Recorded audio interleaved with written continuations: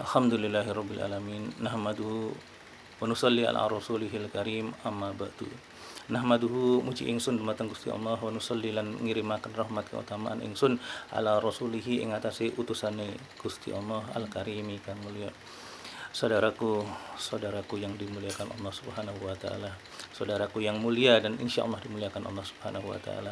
Saya ucapkan selamat datang di dalam video saya.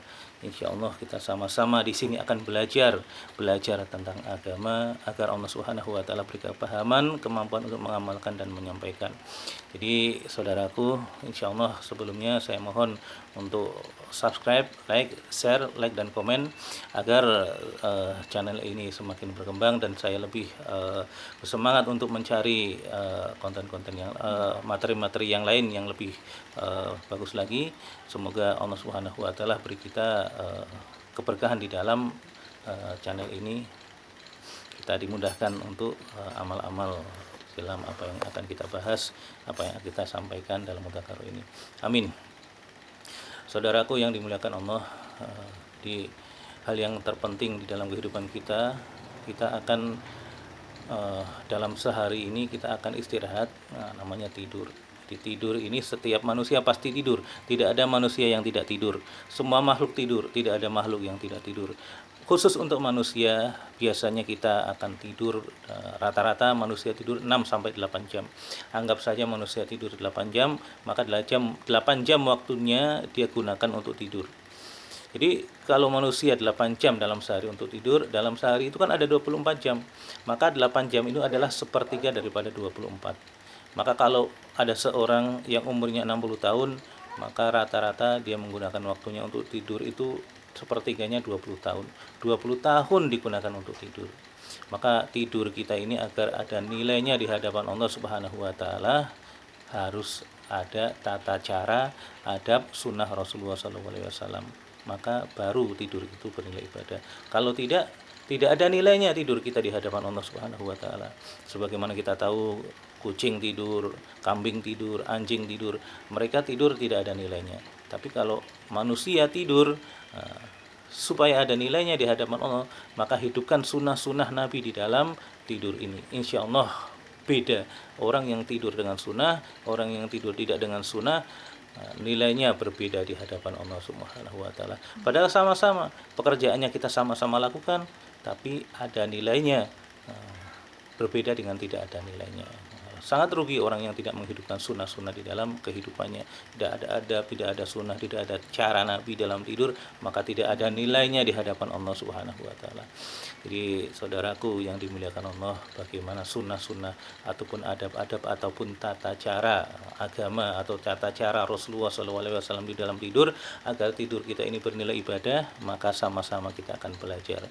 Yang pertama dalam ketika akan tidur, persiapkan diri kita untuk tidur, baca doa. Seperti biasa kita tahu, doa tidur adalah kita membaca bismika Allahumma ahya wa bismika amut. Jadi sambungkan otak kita, fikir kita ini kepada Allah Subhanahu wa taala.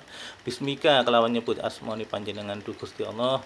Bismika Allahumma du Gusti Allah ahya iku urip ingsun. Wa bismika lan kelawan asmani panjenengan du Gusti Allah amutu. Namutu iku mati ingsun. Dengan namamu ya Allah aku hidup dan dengan namamu aku mati. Jadi kita hidup, pasrahkan diri kita kepada Allah. Hidup mati kita ini adalah karena Allah Subhanahu wa taala. Nah, kita bangun dari tidur, yang pertama kita ingat pun adalah Allah Subhanahu wa taala. Kita baca doa alhamdulillahilladzi ahyana ba'dama amatana wa ilaihin nusur. Alhamdu utawi sekabehaning puji lillahi iku tetep kagunganipun Gusti Allah. Alladzi ya iku zat ahyana kang sampun nguripaken alladzi ingsun ba'dama amatana ing dalam sakwise matekaken zat iku marang ingsun wa ilaihin nusur. Wa ilaihi lan dumateng Gusti Allah an-nusuru utawi panggonan bali. Di ya Allah, alhamdulillah segala puji bagi Allah yang telah menghidupkan dan mematikan kami. Insya Allah artinya kurang lebih begitu.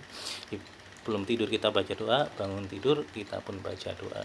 Jadi saudara-saudaraku yang dimuliakan Allah, yang pertama ketika kita akan tidur, kita persiapan tidur, kita diusahakan kita tidur itu kita kan hari-hari punya amalan. Kita mungkin hari-hari baca Al-Qur'an 1 juz ataupun berapa ain, maka selesaikan amalan-amalan kita. Baca Al-Qur'an dulu sebelum tidur. Dikatakan orang yang baca 100 ayat maka dia tidak akan digolongkan sebagai orang yang lalai. Orang yang baca 200 ayat digolongkan kepada orang yang taat kepada Allah Subhanahu wa taala. Bangun tidur kita baca Al-Qur'an, kita selesaikan dulu. Zikir-zikir amalan kita selesaikan dulu. Hari-hari kita baca, namanya kan ada zikir maksurat, zikir-zikir yang diajarkan kepada Rasulullah setiap pagi, setiap petang. Kita selesaikan dulu zikir-zikir kita kepada Allah Subhanahu wa taala. Lalu ketika kita akan tidur, biasanya manusia ini punya urusan dengan manusia yang lain. Mungkin kita punya hutang, mungkin kita punya sangkutan dengan orang lain. Diusahakan untuk berwasiat atau dikasih tahu istri kita tahu keluarga kita, ataupun kalau tidak ada, kita ditulis di satu kertas urusan kita yang belum selesai.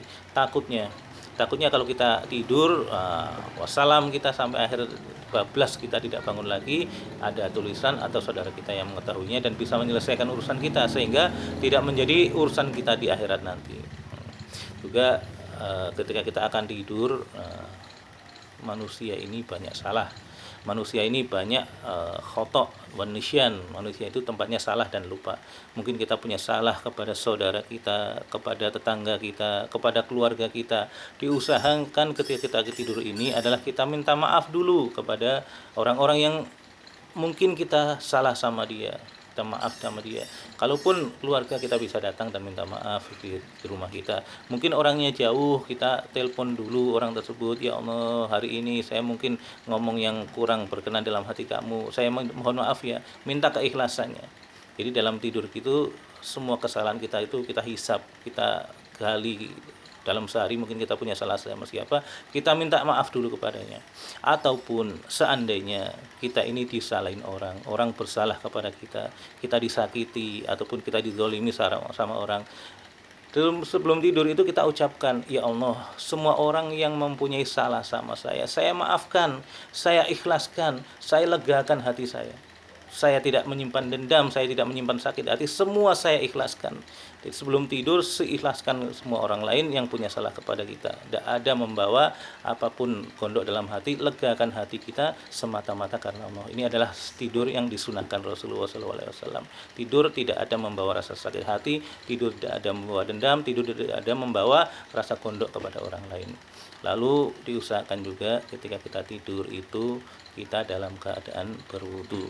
Rasulullah SAW mengatakan, idza ataita marji'aka falyatawaddo. Idza ataita ing dalam nalikane teka sira marji'aka ing panggonan turu sira falyatawaddo mongko wudu sira. Ketika kamu datang kepada tempat tidurmu ingin tidur maka berwudulah. Ini adalah pesan dari Rasulullah SAW. Tidur dalam keadaan wudu ini adalah tidur yang paling utama. Seutama-utamanya orang yang paling dicintai Allah di atas dunia ini adalah orang yang dalam keadaan berwudu. Dia dalam keadaan suci.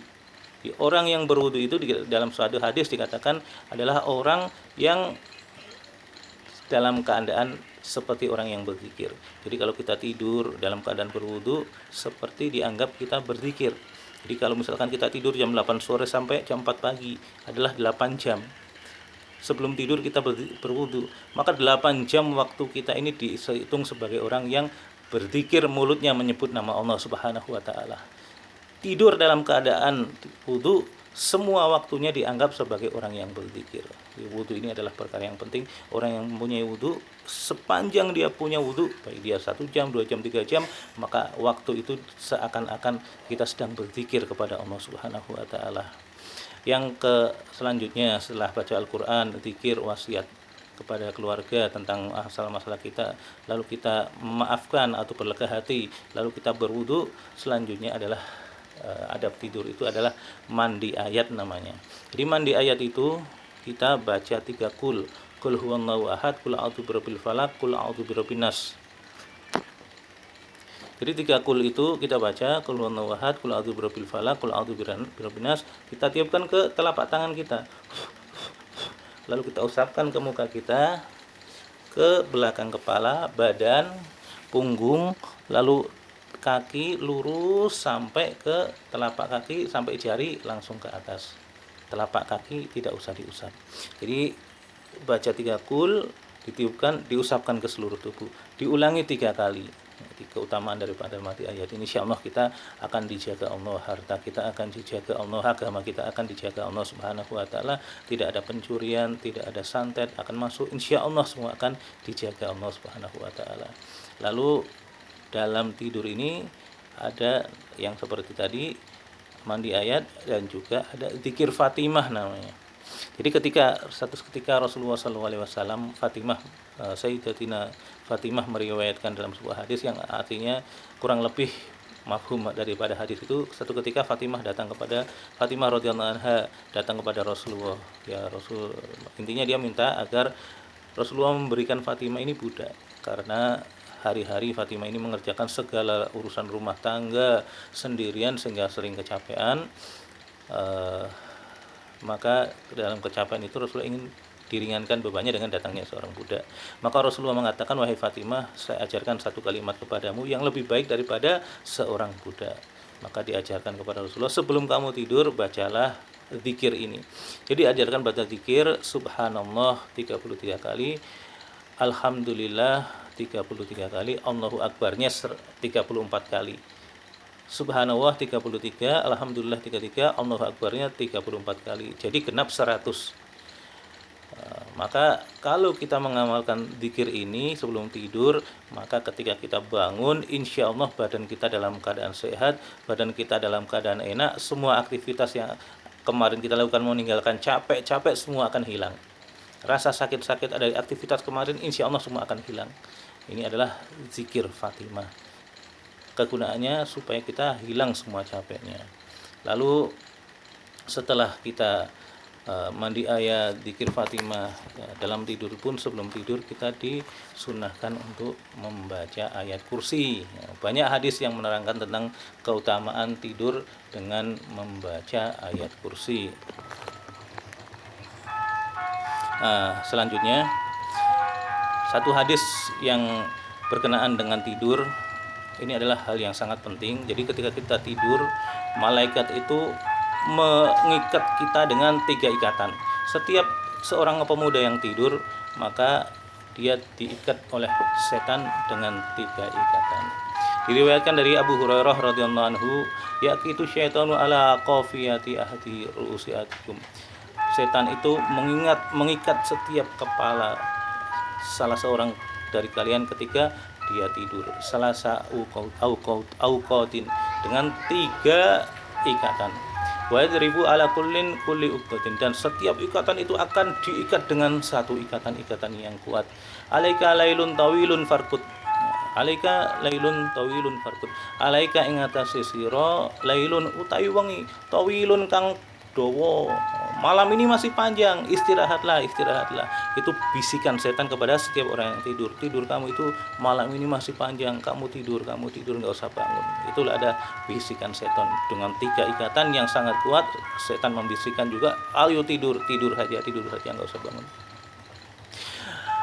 Fa in istaiqadha fadzakarullah, maka ketika seorang dari tidurnya dia bangun, fadzakarullah, maka dia mengingat Allah dengan berzikir kepada Allah. In halat uqdatun wahidah, maka akan terbuka satu ikatan.